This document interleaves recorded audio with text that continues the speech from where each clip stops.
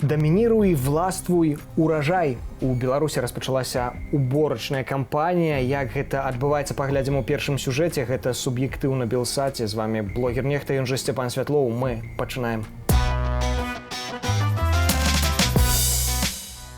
Калі не паважаць сябе, верыць дзяржаўнаму тэлебачанню, цяпер уся краіна жыве выключна уборачнаю кампаніяй. Жесточайший контроль по льну и серьезный контроль по рапсу.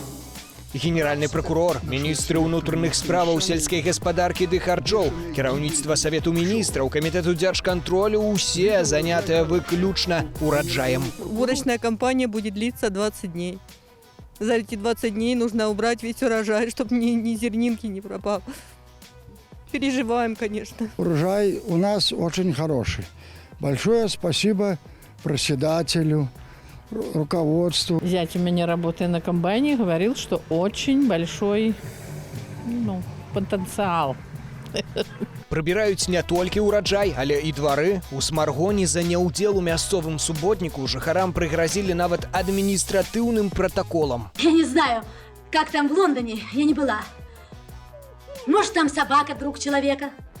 А у нас управдом, друг человека. Мы ж патэлефанавалі ў Смаргонскі управдом. Понятно. Алло. Алло, Елена Григорьевна, здравствуйте. Да. Я тут вот, знаете, прочитал тут объявление о субботнике, это мешки, грабли, перчатки. Ну вот хотел спросить, а почему субботник в среду?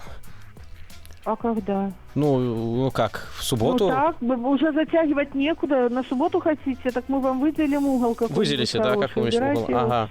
Ага. А вот не, вы знаете, что когда у меня получается, и нам тянуть некуда. Мы сегодня должны определиться, что будем робить. Ребята, ну так красиво разве жить? Угу. Ну, слушайте, ужас, ну, а вот если я приду, мне там перчатки выделят, потому что вот нет у меня перчаток сейчас. Не, господа, мы же вам написали, причем тут я вам должна обеспечить. Не ставьте так вопрос. Я первое, что могу сделать, это протоколы на вас на все. Протоколы? И все. И на этом наша миссия закончится. Если вы так вопрос. Вот ждем на субботнике. Вот знаете что, подождите, я вот хотел... Паводле якога артыкулу будуць выпісаныя протоколы, мы гэтак і не даведаліся. Затое даведаліся пра сакрэтны востраў, на якім, імаверна, адпачывае найвышэйшае кіраўніцтва МНС і не толькі. Паводле крыніцы тэлеграм-каналу Нехта, на Цнянскім вадасховішчы ёсць база адпачынку і не для простых смяротных, але не галосная. Ёсць лазня, кухня, зашклёная альтанка і мангал. Унутры лазні пакоі адпачынку з мэбляй з масіву, электракаміны, дарагая акустыка, караоке і велізарны плазменны тэлевізар. Адпачываць прыязджаюць не толькі кіраўнік МНС з намеснікамі, але і іншыя сілавікі, ад генпракуратуры да службы бяспекі прэзідэнта. Бачылі кіраўніка Савету бяспекі Зася. І сапраўды, зняць аб'ект атрымалася толькі з дрону, уздоўж перыметру вялікі плот, а найсакрэтнейшы аб'ект мае яшчэ і дадатковую агароджу. Відаць, гэта самы таемны ў краіне комплекс адпачынку вадалазаў. Так аб'ект пазначаны ў дакументах. Вось толькі пагружаюцца там, відаць, не толькі ў сінь возера.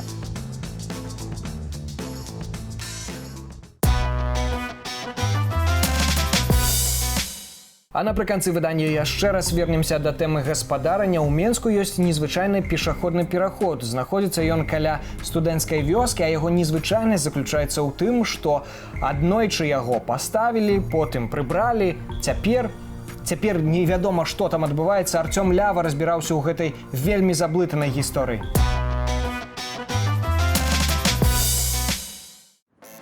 У Мінску каля студэнцкай вёскі ёсць незвычайны пешаходны пераход. У гэты момант праезд праз яго адмыслова завужаны ваданаліўнымі блокамі, а вакол яго вядуцца земляныя працы.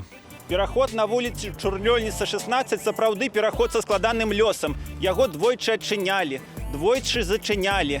Але ёсць верагоднасць, што ўсё ж такі фінал гэтай гісторыі будзе станоўчым.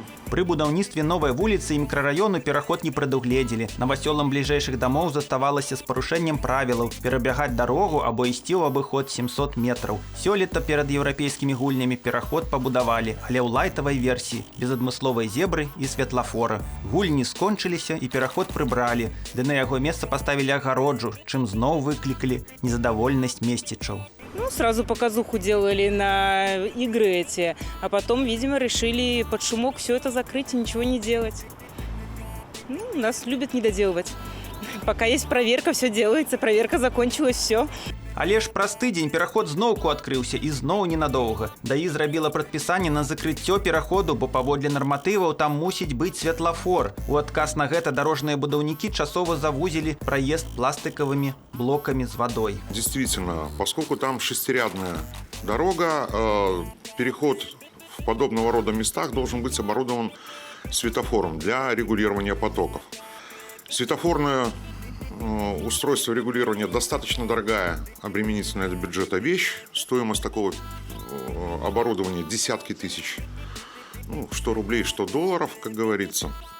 Поэтому я прекрасно понимаю, что, наверное, у администрации района нет возможности мгновенно вот так установить светофорное регулирование. С пытанием, ці мэтазгодна абсталяваць пераход на вуліцы Чурлёніса, мы звярнуліся да Мінакоў. Переход очень удобен жителям вот этих домов, поскольку переходить дорогу на обратную сторону либо с той стороны, либо с той, достаточно проблематично. У нас достаточно длинная тут протяженность от одного перекрестка до другого, и людям, местным жителям, действительно было неудобно. Он обязательно нужен. Я сама обращалась в администрацию, чтобы его установили у нас здесь.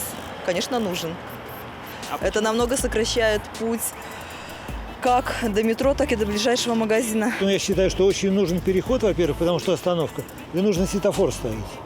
Як выявілася, выканаўчыя ўлады светлафор усё ж вырашылі паставіць. Менавіта над яго усталяваннем працуюць цяпер рабочыя. Кіраўнік рабочых майстар Дзяніс абяцае, што паўнавартасны пераход запрацуе неўзабаве. По крайней мере, от меня требуют к концу недели, чтобы я закончил светофорное регулирование, и светофор уже функционировал в штатном режиме.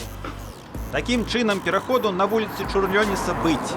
Ён з годнасцю перанёс все выпрабаванні, выпаўшыя на яго долю, і заслужыў права на жыццё. Артём Лява, Белсат. На сёння ўсё. Гэта быў суб'ектыў на Белсаце. Сустрэнемся праз тыдзень.